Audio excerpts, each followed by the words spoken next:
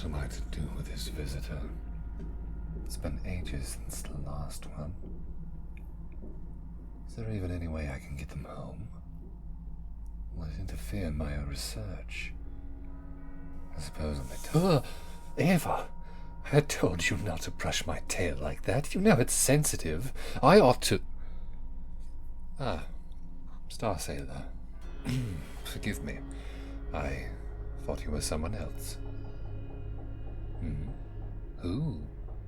Oh, you mean who I thought you were? Her name is Ava. Do you remember, when we met, I had mentioned that sometimes other entities came to visit the library? Well, Ava was one such member of those entities. Like me, she is a constelmera, given form by the stars for some grand, unknowable purpose. She actually was in the library with me for quite the considerable amount of time. I told you that I've been here for approximately 2,000 years, correct? Good, yes. Well, Ava was here when I first arrived. Mind you, I didn't just stroll through the front door, no. I was more of a speeding goat, shark, dragon comet that crashed through the eastern wall. One of my horns actually snapped off when the debris of the wall fell on my head. What a mess I was. Anyways, for the better part of 1,600 years, according to your Earth's passage of time, anyhow, we got to know each other.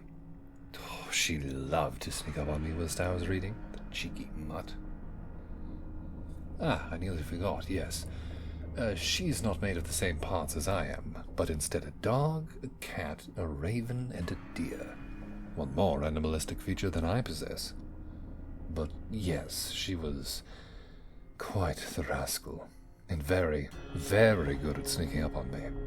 I swear to the stars that she had to have cast a silent spell of some sort in order to sneak up as easily as she did. But she furiously denied any such claim, stating that I was a, quote, easy target, easier victim. I do so miss her. It gets quiet when you're alone. Ah, but you sought me out for a purpose, did you not? Something to do? What? The prospect of an infinite number of books to read, an unlimited supply of the finest venizons, wines, and other delectables the universe has to offer, and the best reading compatriot that this library can provide is not tantalizing enough for you to consider yourself content? My, you nearly sound like Ava. Well, I suppose that I can humor you to an extent. What exactly are you looking to do? Obviously, you wouldn't come to me for a how-to on reading books, seeing as I've cleaned up multiple stacks of your finished books piles already. No, I'm not bitter. It gives me something to do whilst I think. It's just... Could you not put them so low to the ground? I'm rather tall, so piles left on the floor I tend to trip over. Maybe put them atop a table, if you could, please, or even better, hand them to me directly so as to avoid any unnecessary cluttering. Ah, I've rambled again. You were wanting to... An internship. You understand that this is no business or organization, correct? I do not have positions which need filling, nor do I have any sort of monetary compensation I can provide for the services rendered. Oh, that look on your face. You're serious, aren't you? Very well. I suppose it couldn't hurt to give you a tour of the library. Right now, we are standing in the Astral Clocktower. I know I've converted to your Earth's measurement of time for you, but around these parts we do not judge time by the revolution of a planet around its star. No.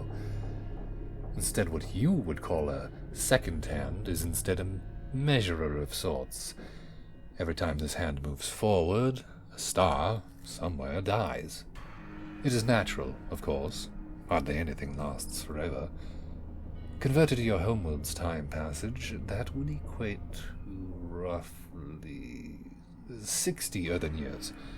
I do hope you made your peace with what loved ones you had. The larger hand, which you refer to as an hour hand, is a measurement of every single time a galaxy is formed. One full revolution is one whole galaxy. Usually there's some sort of elaborate chime that plays when the hour hand reaches the top. Death on one hand, life on another. Almost poetic, is it not? Anyways, I'd like to state that any attempt to stop the hand from moving will not result in said star remaining alive, but will instead damage the mechanisms within the clock, if not you yourself. The star hand, as I call it, is larger than you or I, so neither of us could conceive to stop it, but it is a warning I give nonetheless. And if you must ask yourself why I've told you this, know that rules are made for a reason. That reason being, someone, somewhere, at some point, did something utterly and unfathomably stupid. Do not be that someone. I am no horologist, and it took me far too long to clean the viscera of the last fool who tried it from the gears. Ugh, that squelching was nigh unbearable. Why, Ava had to... Sorry, caught up in my memories again. Let's move on, shall we? Allow me to show you one of my more favorite portions of the library, the Celestial Orrery. I do believe you'll find it to be quite the amazing treat. Obviously, it's long since outdated since the creation of this library, but it is an impressive feat of engineering nonetheless. Oh, and the sounds it makes are quite enthralling indeed. If you'd care to come with me, it's just this way.